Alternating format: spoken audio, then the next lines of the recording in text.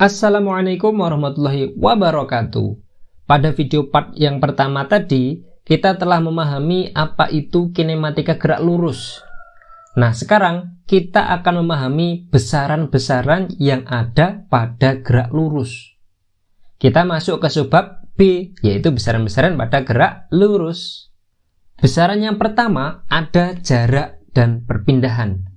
Saya kira kalian sudah memahaminya ya pada video bab sebelumnya, yaitu vektor, kan sudah pernah kita bahas di sana. Tapi gak apa, kita ulas sebentar. Ada jarak, terus tadi ada juga perpindahan. Nah, yang namanya jarak itu adalah panjang lintasan yang ditempuh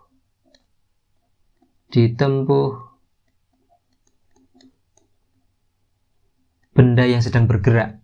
Nah, jarak adalah panjang lintasan yang ditempuh oleh benda yang sedang bergerak itu. Jarak ini juga termasuk besaran skalar. Sedangkan perpindahan itu adalah perubahan posisi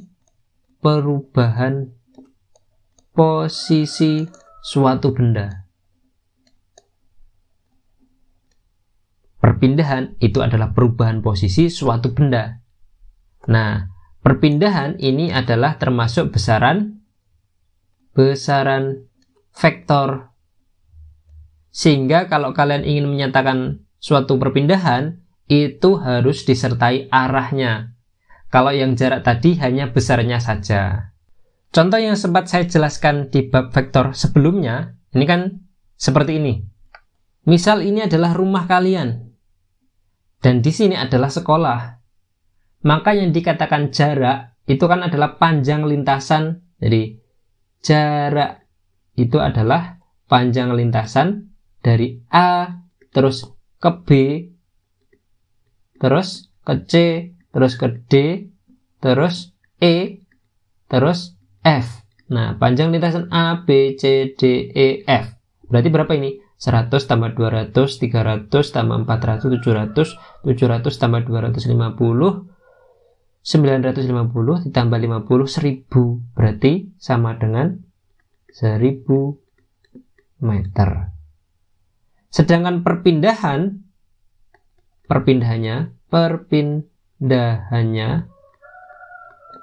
itu sama dengan apa yuk? Perpindahannya di sini ditunjukkan dengan garis lurus, langsung ditarik lurus dari A atau dari rumah ke sekolah. Dan ini besarnya adalah 600 meter. Berarti perpindahannya itu adalah sama dengan panjang AF.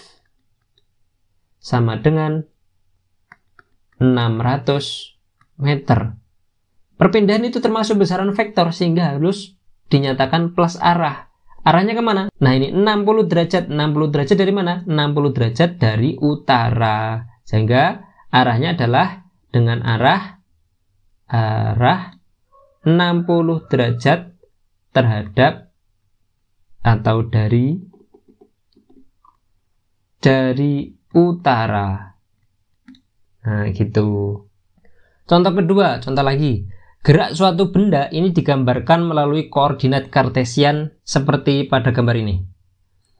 Suatu benda itu bergerak dari A ke C. Jadi awalnya bergerak A ke C, seret kayak gitu, ke sini. Kemudian dia kembali lagi ke titik B. Jadi dia terus balik lagi ke titik B. Dari A ke C terus ke B. Nah, ini sumbu X ini dalam satuan meter. Maka yang dimaksud jarak, yang mana yo? Jarak.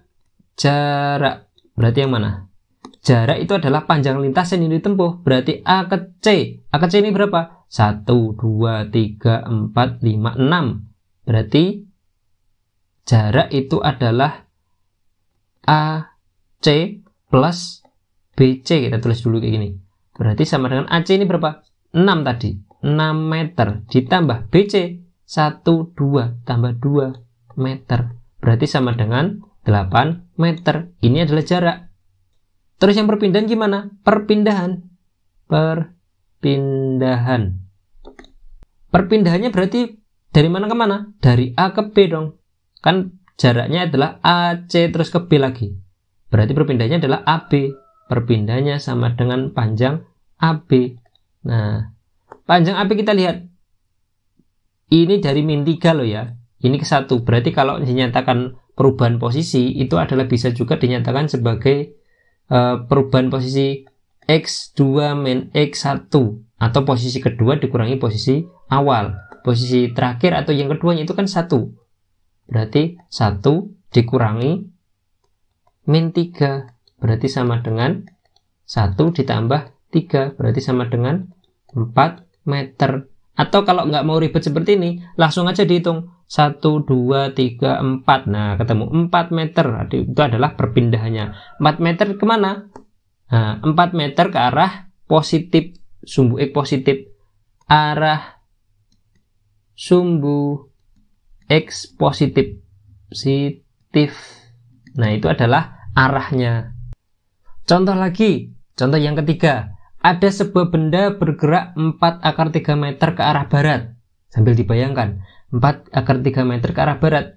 Kemudian bergerak 4 meter ke utara.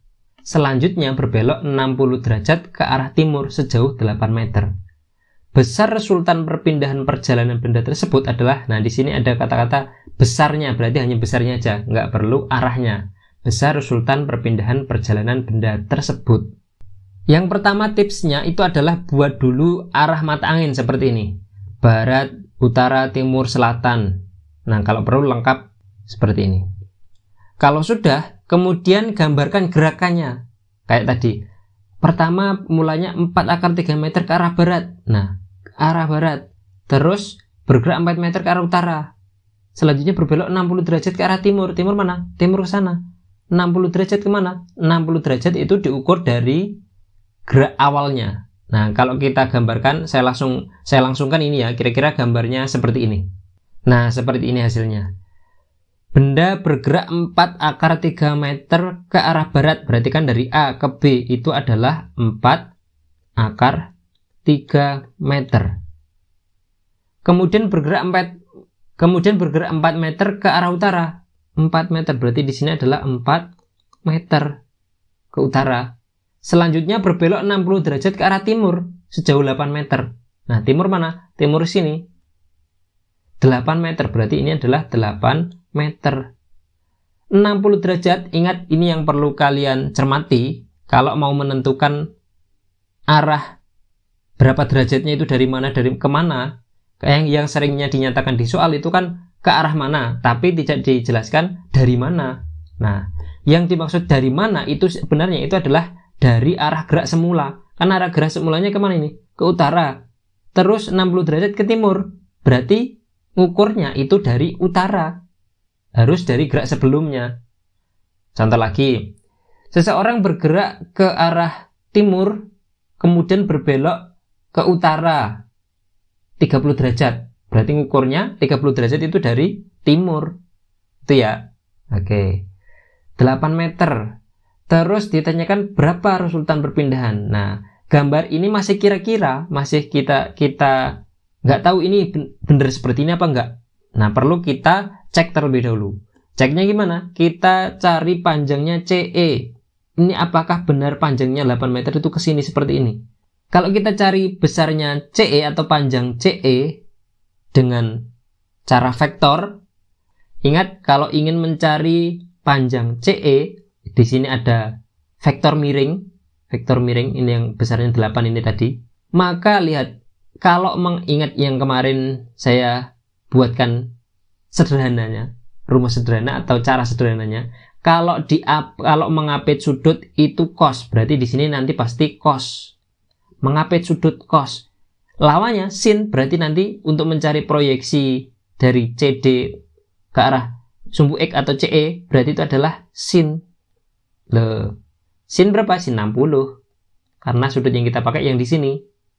Berarti ini adalah 8 sin 60. Berarti CE itu sama dengan CD dikali sin 60. Berarti sama dengan CD-nya 8. Sin 60 berapa? Setengah akar 3. Berarti sama dengan 4 akar 3. meter. Nah, ternyata cocok ternyata. Di sini kan 4 akar 3 meter loh. Cocok antara CE dan AB, berarti panjangnya sama. Berarti gambarnya benar seperti ini. Kemudian kan pertanyaannya kita ingin mencari resultan perpindahannya. Berarti kan dari A ke terakhir geraknya kemana? Berhentinya di mana? Di sini, titik D.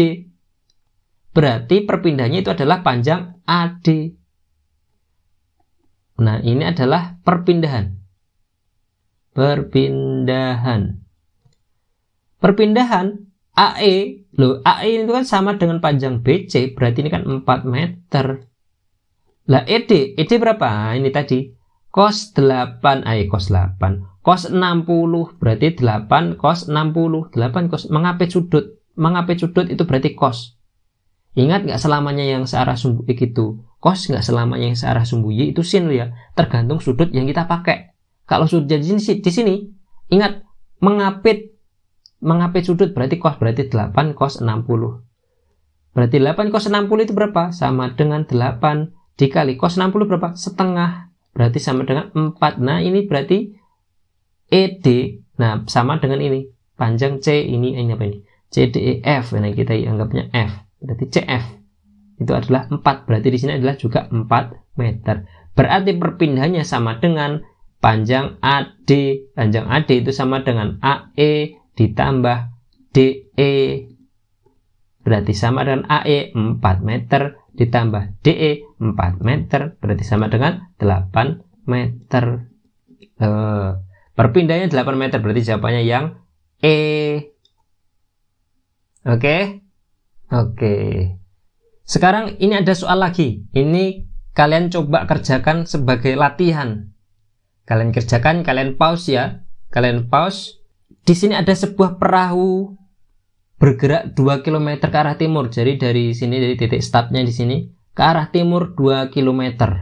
Terus karena adanya perubahan arah angin, seketika perahu layar tersebut bergerak 3,5 km ke arah tenggara. Nah, ini adalah 45 derajat berarti kan ke arah tenggara. Terus kemudian berpindah arah sekali lagi yang tidak diketahui besarnya, dan arahnya nggak tahu, besarnya nggak tahu. Kira-kira seperti ini gambarnya. Posisi akhirnya itu adalah 5,9 dari startnya tadi. Jadi kalau ditarik garis lurus dari sini ke sini, itu adalah 5,9 km. Nah, kalian berarti tipsnya gimana? Ini kan apa nih? Berapakah besar dan perpindahan terakhir ketiga? Nah, yang ditanyakan adalah perpindahan yang ketiga ini berapa dan besarnya berapa dan arahnya kemana? Kalau misalkan kalian ukur dari arah timur, misal dari arah timur ini sudutnya berapa? Kayak gitu. Jadi ngukurnya paling gampang ini dah. Sudutnya itu diukur dari arah timur. Jadi ini kira-kira berapa theta. Nah, sudutnya ini maksud adalah sudut ini. Kira-kira berapa yuk? Perpindahan ketiga ini besarnya berapa, arahnya berapa. Nah, sebagai clue, coba kalian terlebih dahulu cari panjangnya ini. Nah, ini kan kalau kita pakai garis bantu, ceret seperti ini. Nah, ini ketemu. Ayo, ini kalau mengapit sudut, ini 3,5, berarti proyeksinya dari sini ke sini itu berapa? Ayo, pakai cos apa pakai sin? Setelah ini ketemu, baru kalian bisa cari yang ini. Ini ketemu, baru bisa cari yang ini. Oke? Untuk mengecek jawabannya kalian, silahkan coba ketik jawabannya kalian di kolom komentar. Atau kalian bisa juga langsung tanya melalui Japri WA. Oke? Demikian penjelasan mengenai jarak dan perpindahan. Ini masih materi untuk mengingat pada bab sebelumnya. Kemudian untuk besaran yang kedua yaitu kelajuan dan kecepatan, silahkan next video yang part ketiga. Oke, terima kasih dan wassalamualaikum warahmatullahi wabarakatuh.